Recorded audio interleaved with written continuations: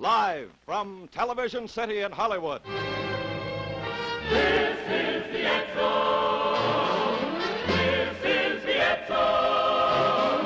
This is the Edsel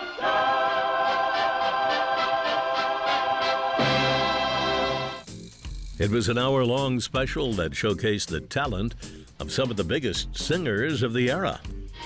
Bing Crosby, Frank Sinatra, Rosemary Clooney, Louis Armstrong. It was essentially a star-studded infomercial. After all, the show's main purpose was to introduce the huge viewing audience to the most hyped car of the millennium, the Edsel. Edsel, designed for elegance, engineered for action.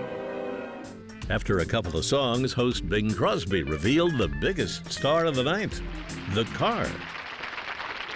And now we'd like to show you how the Ford Motor Company has opened the gateway to a whole new world, a new vista of motoring pleasure with the 58 Edsel. Won't you come in?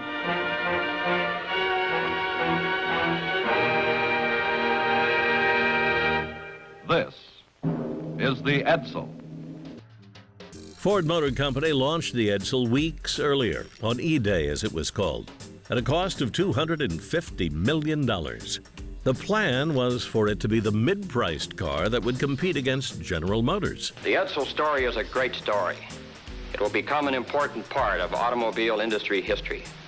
And it's a once-in-a-lifetime experience for all of us in Ford management. The company is doing a job in introducing the Edsel that surely we will never do again.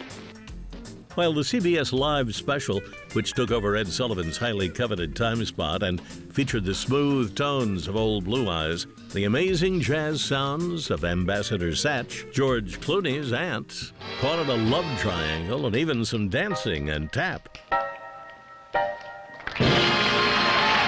Promoting the Edsel was the main event. That's right. Driving the 1958 Edsel is as easy as flicking a light switch. Bob Hope even made a guest appearance. It's real nice of you to drop in on the opening show, Bob, tonight for Edsel. We appreciate it. Edsel, is that what this is? Yes, well, this will get them out in the highways, I want to tell you that. The Edsel Show would get huge ratings, and it was also the first program to use videotape delay for the West Coast broadcast. As for the car itself, whether it was the name, the horseshoe grille design, the shoddy workmanship, the recession, or all of the above, the Edsel would turn out to be a flop.